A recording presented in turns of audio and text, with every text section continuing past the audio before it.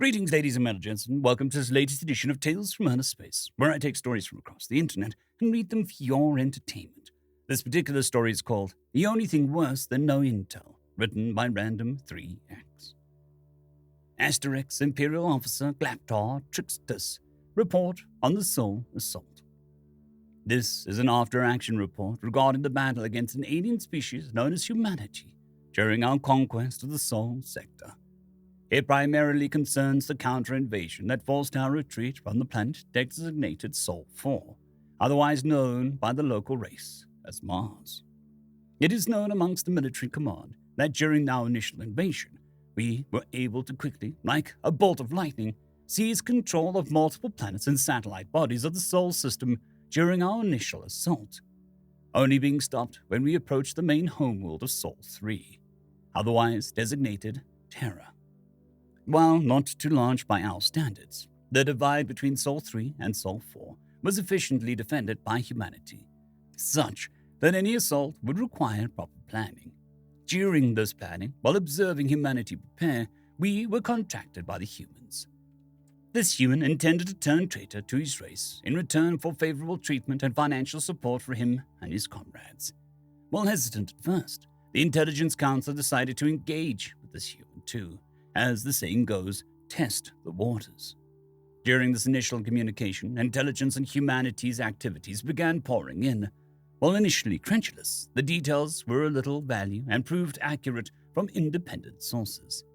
The source, who, at his request, shall be referred to by the alias of Garbo, explained the extent of his spy network.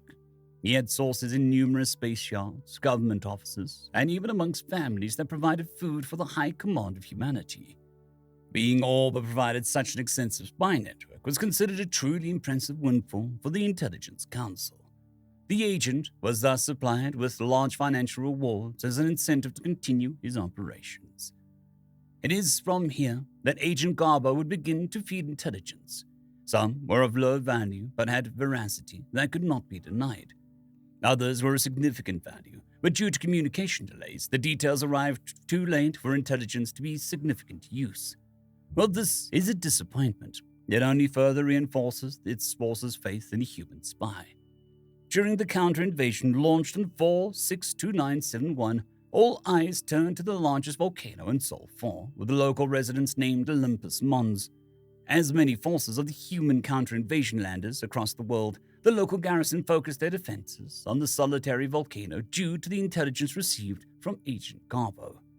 The intelligence was that the invasion points across the northern hemisphere of Sol 4 were diversionary in nature, and that the true focus of the landings would be on this location. During this build-up of defensive forces, Agent Garbo was rewarded at the Imperial Axiom, the highest honor a soldier within the Greater Empire could hope to receive, along with a noble title that would be bestowed when the war concluded. Sadly, it was suspected that Agent Garbo's spy network had likely become compromised because this intelligence provided faulty and disastrous to the defense. It is believed that the human agencies fed Garbo bad intelligence in the hopes that it would affect our defense, which ultimately fell, forcing a retreat to the satellite designated Sol 5, Europa. This officer and member of the General Staff believed Agent Garbo should still receive the highest honors. His efforts proved that even amongst the least intelligent members of the race, humanity had some bastions of worthiness. Report excerpt from the UNES, United Nations Intelligence Service. The following is a report on Agent 453-1-A, otherwise known as Mike Stanton. The man in question approached UNES during the war's earliest days, offering to work as an intelligence agent. While his offer was appreciated, it was soundly rejected as the man was reportedly a chronic alcoholic and writer. The reliability of this led to questions about his sanity, and the drinking problem was also of worry. Despite this, during the first year of what would become known as the Silent War, when both sides marshaled their forces for the conflict, our UNIS agents detected chatter amongst the invaders. If they were to be believed, the reports were that there was a vast network of traitors amongst our ranks. As we examined the integrity of these reports, Mr. Stanton approached us once more, revealing that he had been the source of this network, which had already been confirmed to be entirely fabricated. He revealed that he had opened a line of communication with the enemy and offered to feed them lies. After an emergency meeting of the unit's top brass, we decided to reject his offer once more to feed them lies. This would ultimately quickly discredit his ability and make the enemy discredit anything he provided. It was decided instead that he would provide accurate information either of a completely useless nature, such as what the field marshal had for dinner that week, or valuable information that was provided too late to be of any use. Using this methodology allowed Mr. Stanton to coax the enemy into believing all his data was reliable. It is worth noting that Stanton spent most of his time in his apartment drinking heavily and creating stories about members of his spy ring. It was even more confusing when our counterparts amongst the enemy sent a well-wishes fruit basket to a member of a fictitious spy ring that had supposedly had a child. As our counter-invasion date approached, Agent Stanton's value increased dramatically. Using the trust placed in him that was so high, he was awarded the highest honor, the Imperial Axiom, an award that must be personally approved by the Emperor to be given. We had him send information that while our actual planned invasion was underway, it was, in fact, a falsehood, a diversion to draw forces away from where we had planned to invade. The plan was ultimately a success, and such was the trust placed in Stanton that the enemy even offered to extract him, fearing the faulty intel he provided was a sign that we had uncovered him and his ring. Stanton, however, politely declined such an offer. It is the recommendation of this office that Mr. Stanton be given the Medal of Distinguished Service, a reward for his service to humanity, which would also make him the only one to receive the highest reward from both civilizations. Stanton's value cannot be understated, as the old adage goes. The only thing worse than no intel is bad intel. Ultimately, Stanton seemed amused by his own efforts, pointing to a historical figure who inspired him, such that he even used the code name given to the man, a man titled Garbo. Story number 2, Big Enough, written by WegianWarrior. The group stopped so suddenly that the rearmost had almost crashed into the back of the ones in front. Josh the human was slouching in front of the gate to the small thatched-domed farm, idly tossing a power saw from between his hands as he looked down at the sub-commander, Agro, and the dozen Brevonian enforcers getting their legs untangled. "Stand aside, Terran." Josh slipped the power saw he had been playing with into a pocket as he straightened up. "No." The Brevonian reared up in his hind legs, almost reaching half as tall as the Terran. "I order you to stand aside, Terran." Josh shifted slightly, one hand close to the grip of the kinetic slugger hanging at his hip.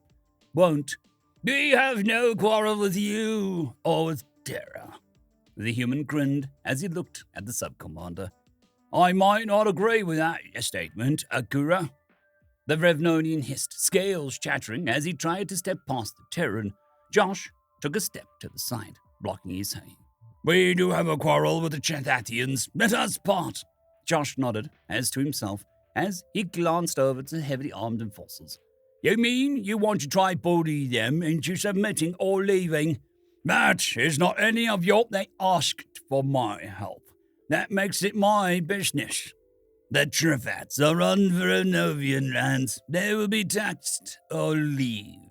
Josh looked around, taking in the dry, dusty landscape before looking back at the sub-commander. "Funny that, Akura. I remember when your ships came here, well before you hatched. I remember when the claim markers were set up, and it was nowhere near here." Sub-Commander Akura bristled as he tried to puff himself up. "You are old, Terran, old and forgetful." "Not that old, and I do remember these were my land before the Cathars moved in." "This Vermonian land now, stand aside, Terran." Josh lowered his hands onto the grip of his weapon. "No." "Then the stone will be your tomb, old Terran." "That might be, Akura. I've had a good run and seen a lot, and it's big enough." Sub-Commander Akura looked back at his enforcers, as if to make sure that they were still there, before looking back at the human. "What do you mean, Terran?" Josh grinned wider as he slipped his slugger from his holster. "Plenty of room in this tomb for the both of us." End of story. I'd quickly like to thank the T5 peeps: Cold War Boomerwaffen, Severin Cerberus, Bushmaster 177, Henry the Red, Caspar Arnholtz, Cold War Boomerwaffen, Elijah Silvercross, Dragzoon WRE, and Severin Cerberus. Thank you very much.